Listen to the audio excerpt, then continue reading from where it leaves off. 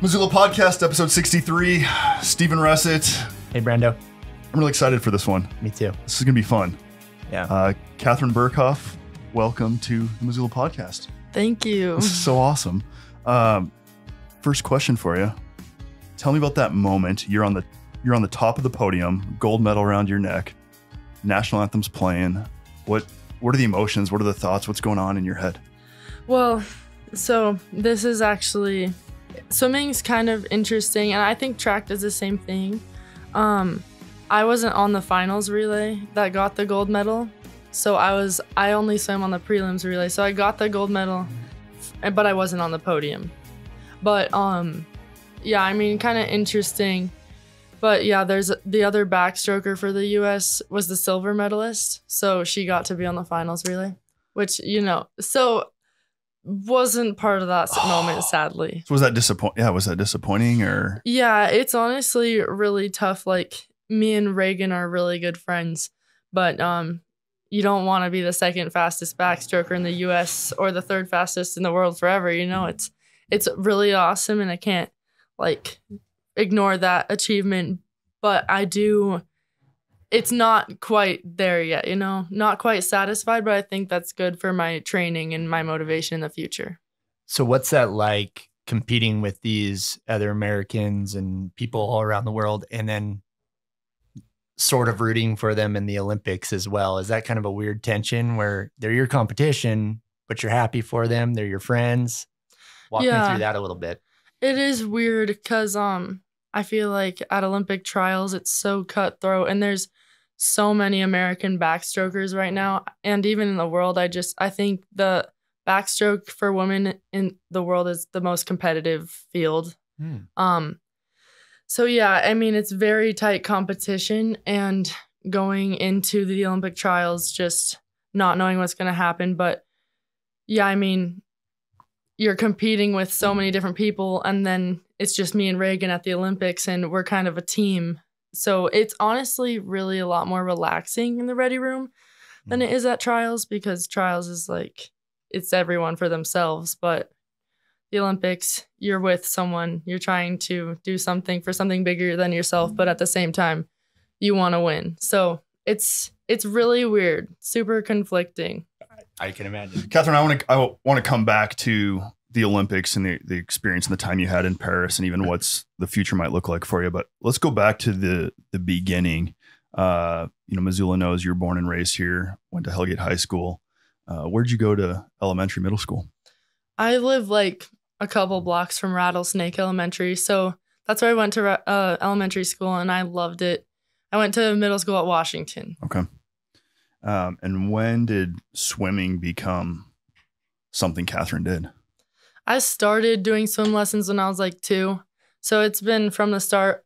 I was not naturally talented. I was the back of the race looking around the pool. But yeah, I think I started getting serious about swimming and really caring when I was 8, and then started getting a lot faster when I was 10. So when you start getting serious about it at 8 years old, are you doing swim competitions, or are you just doing it for fun at that point? Yeah, I'd been competing since I was 5. I wasn't super into it until I started really caring. But yeah, I'd say once I was 8, it stopped being about fun and more being about me being competitive. But it was always awesome. I've always loved swimming. I love the competition of it. At what point did you start competing, winning those competitions, and realize, hey, I might have something here? Probably around the age of 10. I think I always wanted to. My dad was an Olympian. I don't know if you guys knew that. He went to the Olympics in 1988 and 1992, and he actually set a world record in 88. And he got the silver medal in the finals, but he broke the world record in semifinals. But ever since I knew what he had done, I wanted to do the same thing. I wanted to get a world record, get a gold medal. So I had that really early motivation since I was really young. And I think once I was 10 and started winning some things, I was like, oh, this is awesome. I really want to do the things my dad did. And I took it a lot more seriously at that point. So I'm guessing it was your dad's influence that got you into swimming lessons at 2 years old. Your dad's background in swimming was like, hey, this is what we do. Is that accurate? Yeah, it is. And my mom was a swimmer her whole life too. So, and my brother swam. I think it was just very natural progression for our whole family to swim. Where were you guys swimming growing up here in Missoula? Like, what was the pool that you guys were at? We swam in the Grizzly pool primarily, and I guess McCormick back when it was a thing. That's right. And yeah, mostly the Grizzly pool, Splash Montana when it's open. Yeah, it's like 4 days of summer. Yeah. What was that like having a dad that was an Olympian? Did that feel like a lot of pressure? Like you had to live up to something? Was he, not throwing any shade at your dad? Was there a lot of like, was he strict and regimented with you and wanted the same things for you, or was he more laid back? He was very easygoing. No, I've never felt any pressure from my parents to do anything. There were times when I was really little that I hated swimming and would talk about how I wanted to quit all the time. And they'd be like, well, then quit. And I was like, no. Yeah, right. And so, yeah, I mean, there's never been that sort of pressure. But I think just more than anything, it was inspiration. And I've always put so much pressure on myself. I don't have time for other people's pressure. I'm not thinking about it. So it's, yeah, I mean, I felt a ton of pressure, but it was only pressure I put on myself.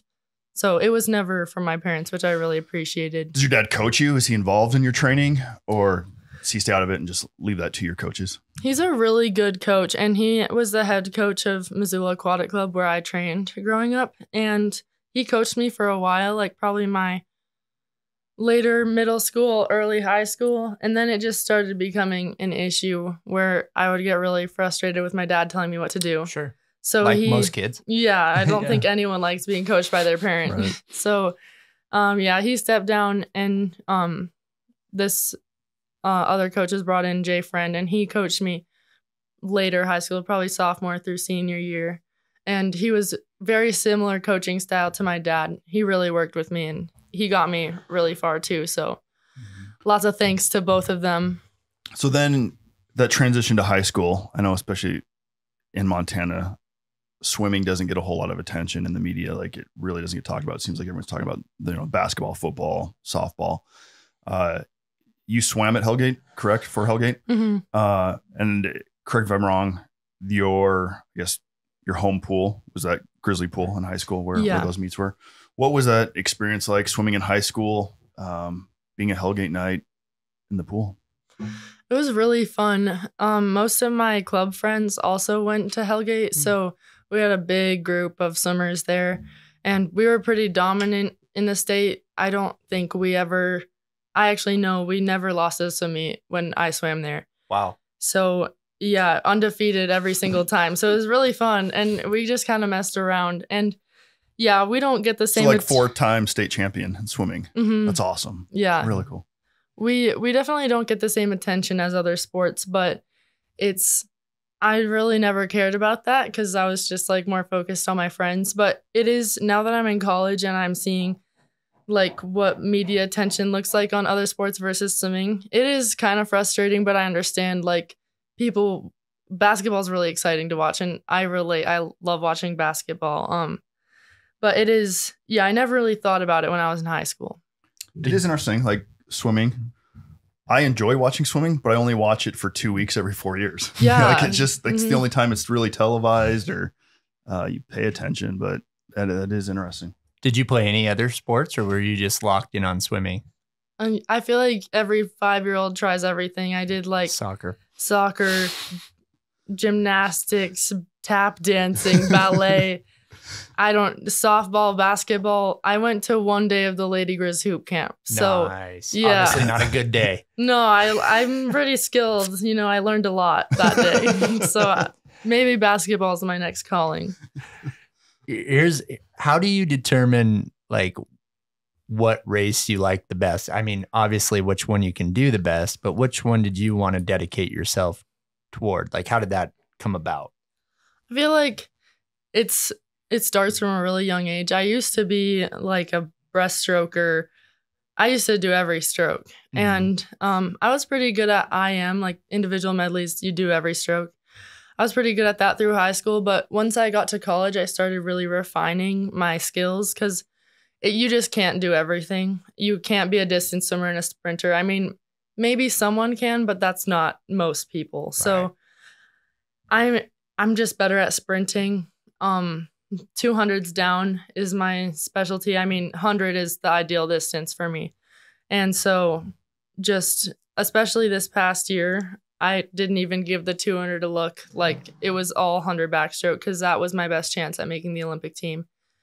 Because I've been ranked second for the past couple years, and you need to get top 2 to get to the Olympics. But there's a ton of other backstrokers. It's really competitive. So I wanted to make it so I had no doubt I would make the Olympic team going into Olympic trials. And that's how I felt. I felt if I did everything at least as I should, I would definitely make the team. And so I was super confident. But yeah, it takes a lot of time. And I think once you get to college, you start really refining your skills and just narrowing down what you're going to focus on. Post Hellgate, where'd you go to college? North Carolina State. NC State. In Raleigh. Wolfpack. So how does a girl from Missoula go there? Like, why was that the school that you wanted to go to? I did a lot of recruiting all over the country. I looked at so many schools because I'm a horrible decision maker, so it took a really long time. But NC State's, when I started looking at them, they were an up and coming program. Like they had gotten 7th at NCAAs once, and that's our national championship. And so I considered most top 15s or 20 schools. I really looked everywhere at the beginning. And when I narrowed it down, I was looking at NC State, Tennessee, Georgia, Texas A&M, Stanford, and Minnesota. And my brother went to Minnesota. Okay. But yeah, I always, from the first phone call I had with my coach, Braden, I just felt like it was right. Our goals really aligned. Like I told him I wanted to make the Olympics and get a gold medal, and he was telling me all the right things, saying he will do whatever it takes to get me there. And I visited the team. When you're getting recruited for college athletics, you go on a bunch of recruiting trips and you stay with the team and meet them and just hang out with them for a couple of days to get a feel for what it's like. And when I visited NC State, it was just like a perfect match. I was like, this is definitely the right place. So yeah, I considered a lot of places, but nothing felt quite right like NC State did. What's the biggest difference from swimming in high school to that leap being a college athlete? What's like that transition like? It's honestly super tough. And I think most people really struggle with it because I think for most college swimming experiences, when you're at that upper D1 level, you're just held to a next level standard. I feel like in club, I was often kind of alone in training. Like I was pretty far ahead, and so I was used to winning a lot. And then I get to college and I have a ton of teammates who are beating me all the time. And it was really hard at first. But you learn to adjust, and then I started winning some more things. But it's weird, like there's tons of people who are just insane trainers, and they'll just beat you so bad in practice all the time, trying to keep it clean.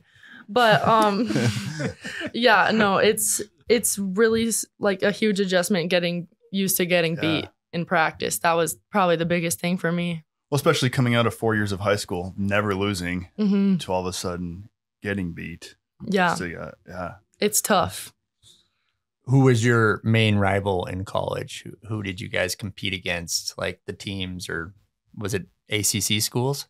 Yeah, we were competing mostly against ACC schools. And I'd say our biggest rival is Virginia. I think everyone in the NCAA says that Virginia's won the past 4 NCAA championships. They're just very dominant.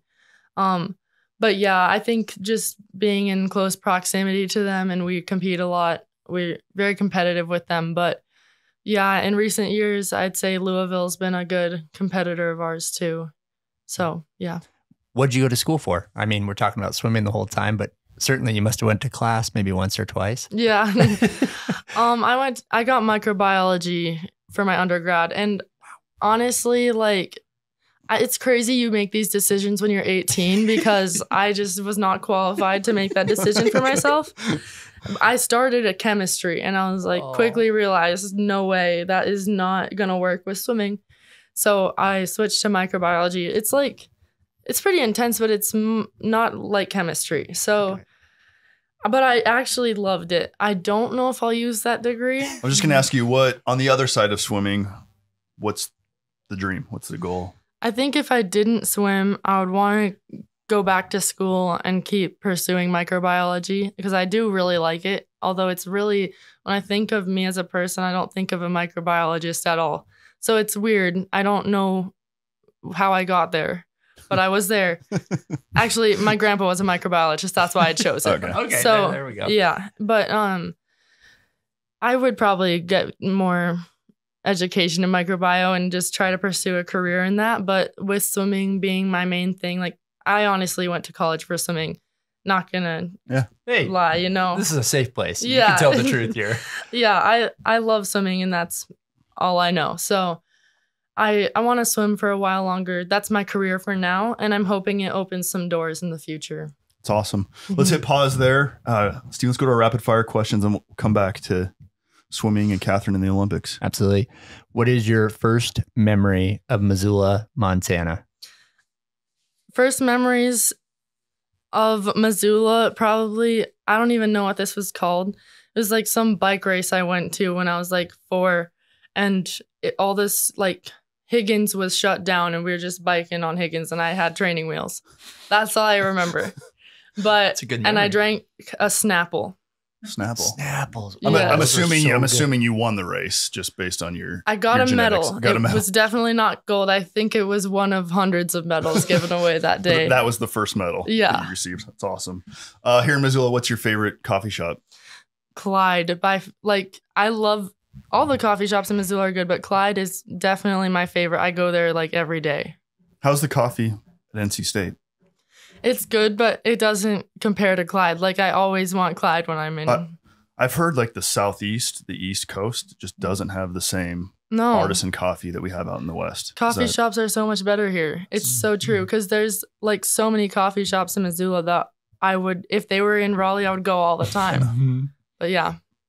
What's your favorite restaurant in Missoula? I'd say for dinner, I can't ignore Biga. I just love Biga. But if it's lunch, I might say Cruz Tacos. And for breakfast, I think it's called Golden Yolk. It's that place in the bus station. They have the best breakfast sandwiches. Are they still open? They used to be called something else, but they are. Okay. Yeah, I think they are. I used to hit that place a lot. That's good. Katharine, here in Missoula, what zip code do you live in? 59802. What do you love most about Missoula? The rivers and the creeks. There's just so much to do. I mean, all of Montana is special, but nothing's quite like Missoula. We've got 3 rivers and hundreds of creeks. It's literally my dream. I just love it here. Katharine, from your perspective, what's the weirdest part about Missoula? I'd say just the mixture of people. Like when you go to the farmer's market or walk downtown, you'll see like these big guys in huge cowboy hats. And then like people dressed in drag, people you might not think would interact, but they're there and they're like coexisting peacefully. It's really nice. But I think that's the weirdest thing. It's just the mix of people, but I love it. Gives it so much character. Is there a specific book that has made a profound impact on your life more than any other? I'm not a big reader. I started reading actually this year in college.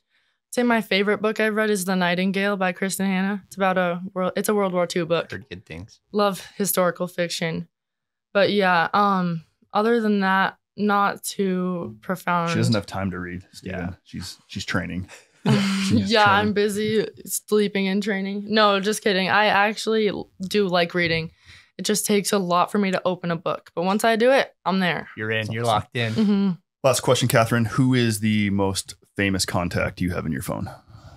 I honestly don't have very famous contacts.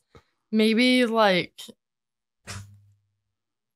probably one of my swimmer friends. I'd say most legendary is Aaron Pearsall. He still I think he might have one of the oldest swimming world records. He swam in Athens 2004, I think that was, and his world record is just so much faster than any, like his best time is 151. And other people now that win the Olympics go like 154 or something. I don't have the exact times, but it's not even close. Like Wow. he's a legend. But yeah, he's good friends with one of my dad's swimmers who he coached. So he kind of grew up or watched me grow up and has watched my swimming career, and he's mentored me through the process. So I'd say he's the most legendary contact I have. I don't know if he gets the recognition he deserves, but he's a legend. Clearly remember him swimming, and Mm-hmm. fascinating that record still stands. Katharine, what does training look like for you? What's a day in the life of Katharine? And are you currently training? Or are you taking a break, coming, post Paris? I'm currently on a big break, but I'm hoping to start swimming again next week while I'm still in Missoula, and then really pick it up when I'm back in Raleigh. It sucks getting back into training because swimming, it's unfortunate, but you need to swim all the time to be good at it. But typically, I swim 9 times a week and lift 3 times, and then I do 2 like land workouts. It ends up being close to 22 hours a week. It's a lot. Wow. It's quite exhausting, especially part-time job. Yeah. Yeah, it is. And it's so tiring. Like in the fall, all I can do is just like lay in bed and swim. It's very much a lot. But right now, yeah, the day-to-day really varies. Like Mondays, swim or lift, swim. Tuesdays, swim, dry land, swim. Wednesdays, just lifting and swimming. Thursdays, just swimming. But it's different each day. But so there's a lot of days where I'm doing 3 workouts a day, and it's a lot. Do you love it? Do you enjoy it? Or does it feel like work? Sometimes it feels like work. I'd say in the fall, like what I'm about to be getting into is not the fun part. So, it's character building for right now.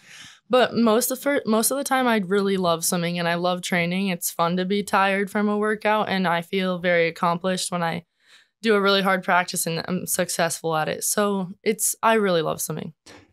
What are you eating? How many calories per day do you have to eat? And what do your meals look like to keep up with that regiment? I honestly don't know. I just eat till I'm full every time. It's so nice. I'm going to have to really adjust when I'm done swimming because I eat so much. But yeah, I don't know. When I'm done swimming, it's going to be really tough. It's a lot of big meals, though. A lot of snacking. Yeah. What's like, for us at home watching Olympians and tuning into Paris for 2 weeks, what's a common misconception that us viewers at home have about what it's like to be at the Olympics? I think most people, and I was one of these people, think it's a very like glamorous experience, and it's just really not. It's always, I'm trying to say this in a appropriate way.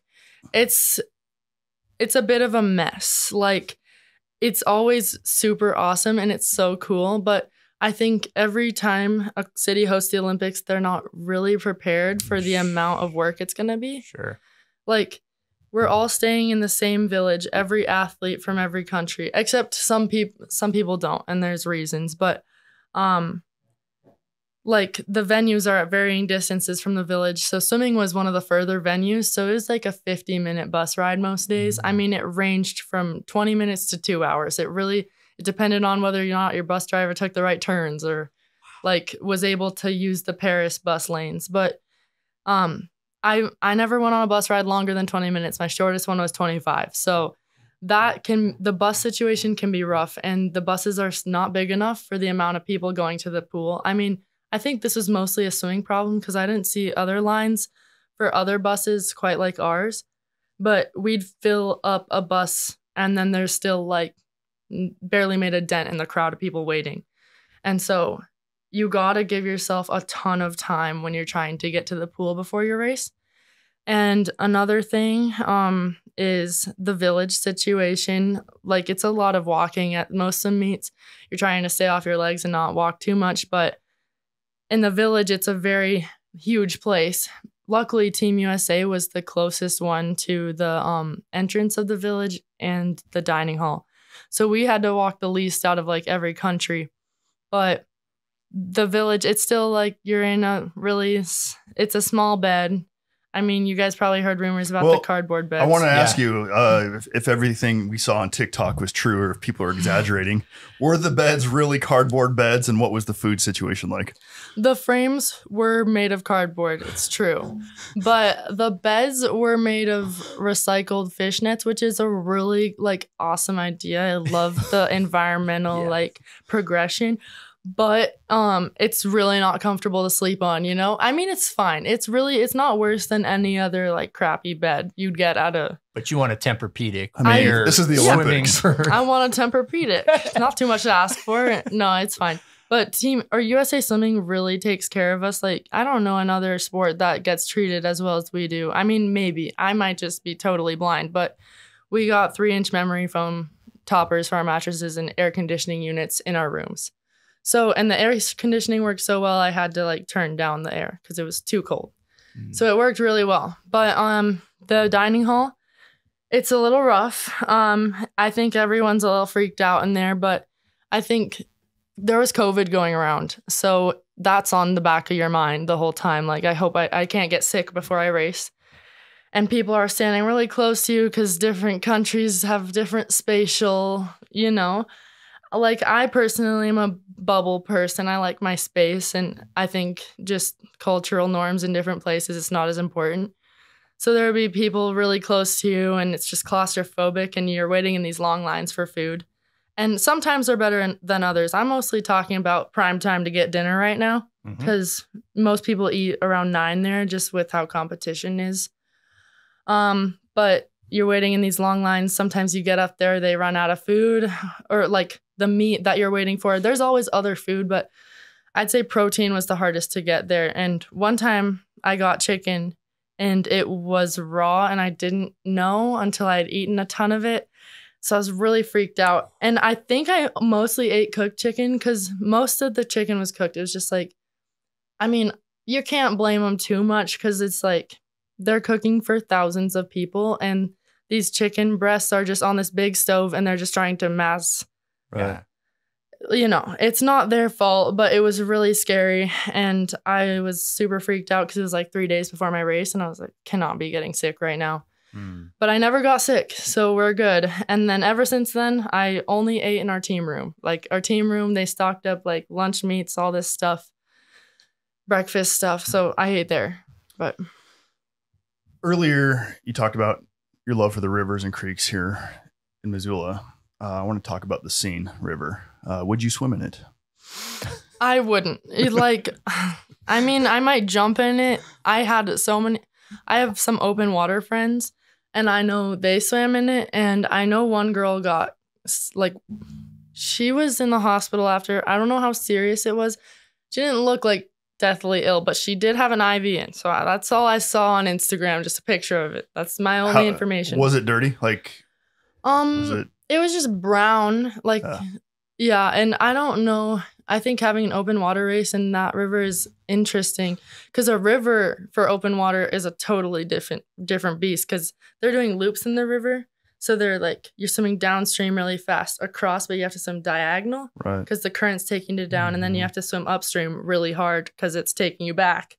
It's a whole thing. I heard it was an experience, but yeah, I mean, it was a cool idea having it on the Seine, and then you could see the Eiffel Tower, I think, from where they ended, which is really special. But I think it was a tough experience. The Olympics, not so glamorous, but it is a really fun and amazing experience. How about the opening ceremony? Were you on the boat, Team USA? I wasn't. I think only like 3 or 4 swimmers went on the opening ceremony boat because we're one of the first competitions to start. We start on day 1, and I swam on day 3, and I don't think they got back to the village till like 1 a.m. And I wasn't trying to be on my feet and stay up You just super had late. your routine and dialed in. Makes sense. What was the most maybe overwhelming moment of the whole entire Olympics where you're like, I can't believe I'm here. Like, this can't be real life. I'd say watching the opening ceremonies was really cool. And we were up in our Team USA building, and all the countries with all their outfits started walking past and gathering to go to the opening ceremonies, and that was really cool. And I think a moment that really hit me was when I was on the podium for the 100 back. It was just crazy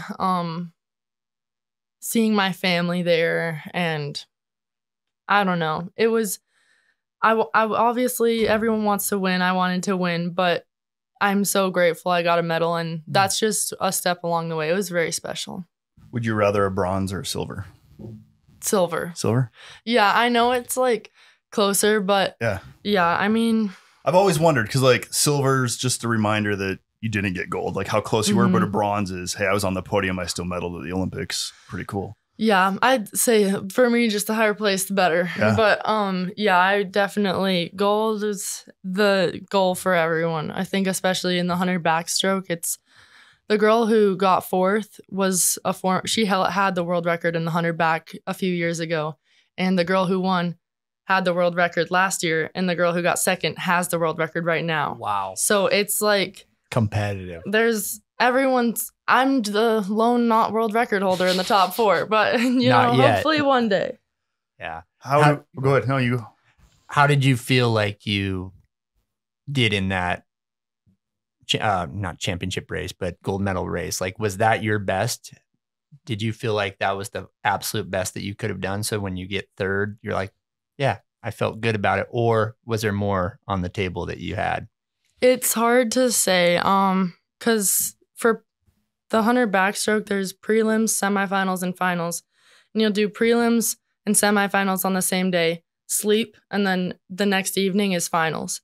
And so before prelims, I didn't really know what to expect. I'd been training really fast, but I did like this suited swim a couple of days before my race, and it went really slow. So I was like, oh God, this is not good. And I swam prelims, and normally in my prelims race, especially at the Olympics, you're trying to just advance to semifinals. And I didn't know what I was going, but I swam prelims and I went under 58, which was way faster than I expected. Like I went too hard, and I didn't even think I did. Like, it felt so easy. I think the adrenaline I had was just carried me through the whole race. So that was like a super easy race. I was like, wow, if I can go that right now, I'm easily winning. And then semifinals came around, and I was a little less nervous, and I went like 0.3 slower, and I was really confused. I was like, oh, that's annoying, but I'll just try and get better for finals. But finals, I only beat my prelims time by 1/100th. So it was just like, I knew there was more in the tank, and I was starting to get kind of sick. Like the day after the 100 back, I got really sick. I don't know. It might have been COVID. I have no idea. Just keep my mask on, staying away from everyone. It was the chicken. Yeah, it might have been. But yeah, I'm not blaming illness on my performance at all. I don't know what it was. I think it's just the nerves in my first Olympics. I went too hard in prelims, and I paid for it later. But I'd say I feel like I've been training a lot faster than the time I went. I feel like there's a lot more in the tank. But I think it's good motivation for the future, because I wasn't quite satisfied when I finished. I hit the wall, and I was happy I medaled, but I was really sad I didn't win. So it was a good like mix of emotions, kind of tough. Like, I wish I could be a little happier with it, because I know it is a huge moment to medal at the Olympics. But with my eyes so set on gold, it was really hard when I didn't get it. But I think that'll be something to work on, just my mental state surrounding swimming. So it sounds like 2028, it's on the radar. Oh yeah, definitely. And maybe even 2032, we'll see. At this point, I can't imagine retiring anytime soon, but 8 years is a long time. Yeah. And a lot could change between now and then, so we'll see. How do we feel about Australia? The Olympics in 2032? No, the team, the swim team, okay. Australia. Sounds like it's I'd say It's that's getting pretty competitive. Yeah. Pretty heated between the US and Australia. It is pretty heated. I mean, personally, I don't have any beef with anyone. But I know there is some between Americans and Australians. But I think for the most part, it's healthy competition. It's just they're really good and we're really good. So naturally, we're going to have some tension. But it's at least with the Australian backstrokers, I get along with both of them well. So it was no issue in the ready room or anything like that. But yeah, I think as countries, we're big time rivals. Is there any trash talk going on in the ready room? Have you ever experienced any of that? I think in some events, yes, but I've never been a part of it or heard any. I think it's more of a guy thing for most races. Sure. But I've heard rumors about some girls saying things. I mean, I can't even give an example right now. I don't know. But I know it happens. I've never been there though. Starstruck at all at the Olympics? Did you meet anyone, see anyone where you're like, whoa?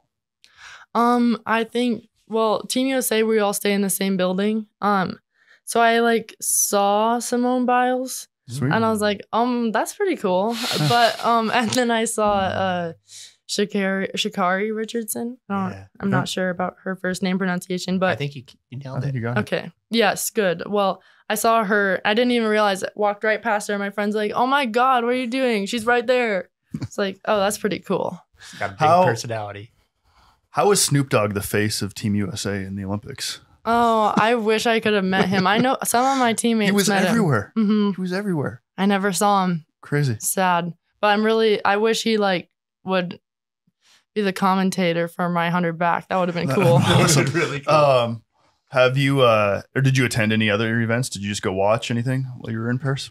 Swimming is like an 8-day meet, I think. So if you're not competing or preparing for a race, you have to be at the pool cheering. So there was not really any point in which I could have watched another competition. I guess I could have gone between prelims and finals when I was done racing. But there was only one day where I wasn't racing in the meet. And I raced day 3 and then I raced day 7 and the last day was day 8. So I was kind of stuck there the whole time. But I mean, I watched a lot of swimming and that was cool. Because normally I think swimming would be my sport of choice to watch in the Olympics, but I wish I would have gotten to watch something else. Yeah.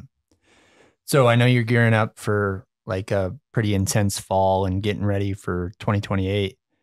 What does the next 4 years look like for you? Do you work? Are you going to just be training? Do you have sponsorships? How does that all work? I've never understood what this looks like after college. Mm-hmm. Yeah, I mean, it's more of a stressful line of work, I'd say, because it's very much performance dependent. But USA Swimming pays me. They pay all their national team athletes. And if you make either the Olympic team or a World Championships team, they'll pay you the whole year. But if not, you get paid 6 months. Okay. And you have to be ranked top 6 in the world to be able to receive this money. So it's a high requirements. But right now I'm getting money from USA Swimming, and then I have sponsorships. I'm sponsored by Arena Swimwear. It's one of the big swim brands. It's 3 right now. Main ones are Tier, Arena, and Speedo. But I've got Arena. So they help me pay my rent a little bit. And then from competitions, you earn money. The Olympics, there's different prices on different medals. And it's a pretty substantial amount. It's very helpful. And then World Championships, it happens. Honestly, I don't know why Worlds happen so much, but there is a World Championships this December in Budapest. And I'm pretty certain I will be invited. They take a smaller team to it, but I think I'll get to go. And so I'm going to go to that. And there's prize money there. And then next summer, there's a World Championships. It's basically the same thing as the Olympics, just less televised. Sure. But they all have prize money. So that's how you stay afloat in swimming. I may have missed this earlier, Katharine, so forgive me. Did you graduate from NC State? Are you done with school? So you're living in Raleigh and just training there with your coaches? Okay. I graduated in 2023 and then started a master's last year. I'm not continuing it this year. Maybe I'll pick it up again one day, but at this point, I'm focused on swimming. Okay. So you're done swimming for the Wolfpack, and you were just Team USA from this point forward. Yeah, So- I guess for like local meets or meets within the US, I compete for Wolfpack Elite, which is our professional team. Okay. There's only one other professional on the team right now. That's Ryan White. She's actually a backstroker. But there's another couple national team backstrokers on our college team, and we train with them a lot. So I've got a good training group. Nothing's really changing for me. Just it's all swimming now. What was the moment like on that first Grizz football game where you got to go out on the field and see all these, the town that you grew up in getting really excited and stoked and chanting USA? Was that a pretty cool experience for you being a hometown girl back in Missoula? Yeah, it was crazy. I've been to a football game here, but not since I was like 5, so I don't remember it at all. But it was so electric. Like, I did not expect people to even see me when I walked out on the field. I've been recognized at some NC State football games, and I think just the venue is so huge. Like, it's not as personal. Like, people just aren't as invested in everything that's happening. But here, it was really awesome, and hearing the USA chant was crazy. Like, I just did not expect any of that. But it was super special. Like, it was so loud. I did not expect that because it's not as big as NC State Stadium, but it's a big stadium for Montana. Right. 26,000 people is crazy, and it's full. But it was so loud. I was so shocked. What's that transition been like? Like, you come home and now you're like local icon, celebrity.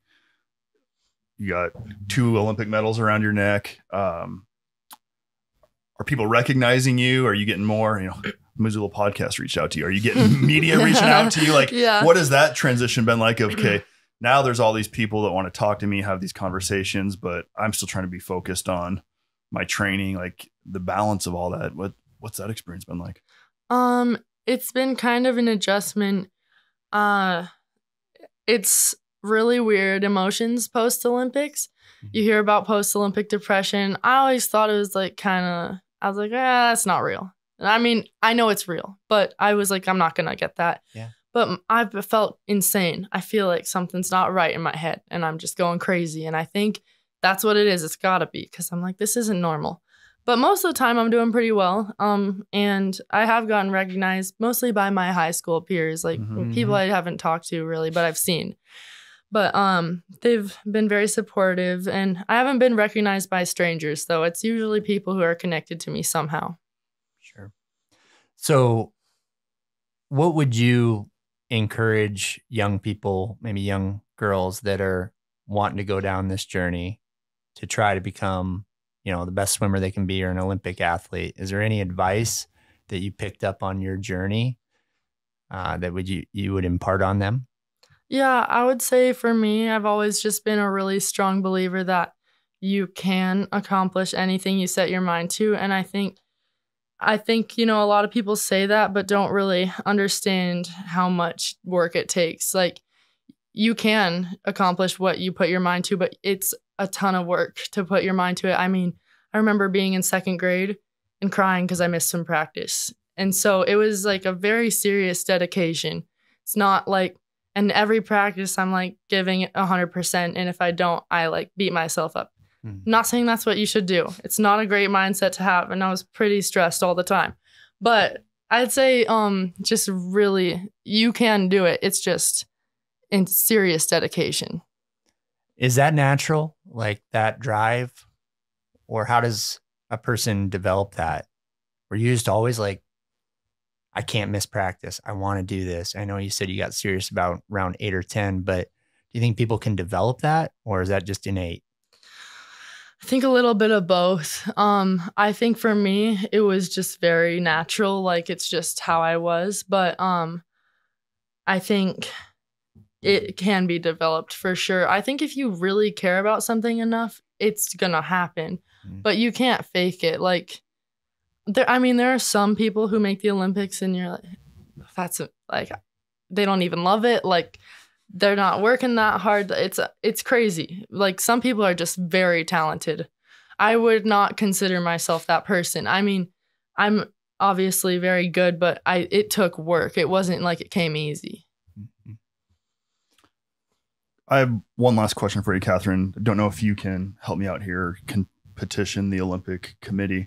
I would love to see in the Olympics moving forward that each event, we just throw in a random 25-year-old just so we can relate to how fast you're actually swimming. That would be so funny. Because when I see those times, like, I don't know. And we're Americans, so meters doesn't even make sense. Like, I wish we could convert it. So like when we're watching in America, like, convert track to feet. Like, don't tell us how many meters, or like, they do the math. I know they have calculators, but I would love for each event if we could just throw in an average middle-aged American, just so we have a visual on how fast you're competing. It would be awesome. That would be great. I think everyone would like that, because I think it's very common for swimmers for people to ask them, like, do you think I could beat you in a race? And I'm like, yeah. And they always question me. Like, it's always like these football player guys, and they think they can beat me. And I'm like, I mean, we can try. I mean, I really don't think it's looking good for you.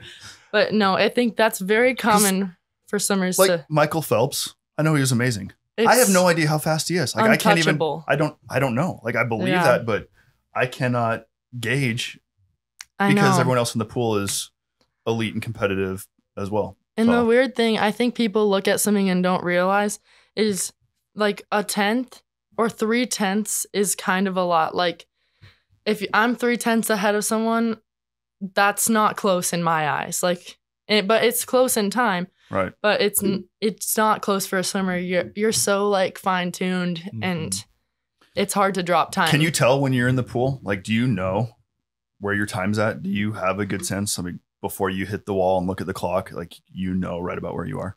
Yeah, I'd say most of the time you can just feel if you're having a good race. I think a lot of athletes could relate. You just kind of dive in or start, and you know from the beginning. Wow. So there really is no surprise when you hit the wall and look at the time. You've known throughout the race about where you are. Sometimes, though, you hit the wall after you dive, like the last 10 meters, and you're like, yeah, I didn't expect to tighten up that bad. That can be a surprise. But, you know, I think most of the time I can predict what I could go. Well, Katharine, we appreciate you coming down and being on the show with us. And more importantly, thanks for representing our community so well. Like, you're a really awesome gal, and we know you've worked so hard, and it's really cool that Missoula has like an Olympic medalist that calls this place home. So we wish you the best of luck, and know you'll continue to crush it. Thanks. Thank you so much. Congratulations. And at a minimum, know you've got 2 new fans rooting for you in 28. Okay, good. Awesome. Thanks, Katharine. What's up, Missoula? This is Nick Balla, producer of the Missoula podcast. We truly appreciate you hanging out with us as we dive into the stories that make our city special. If you could do us a quick favor and follow the show wherever you are listening, whether that's on Spotify, Apple Podcasts, maybe you're watching on YouTube, so hit that little subscribe button. It really helps us out. Head on over to www.themissoulapodcast.com for more information, and we'll see you next week.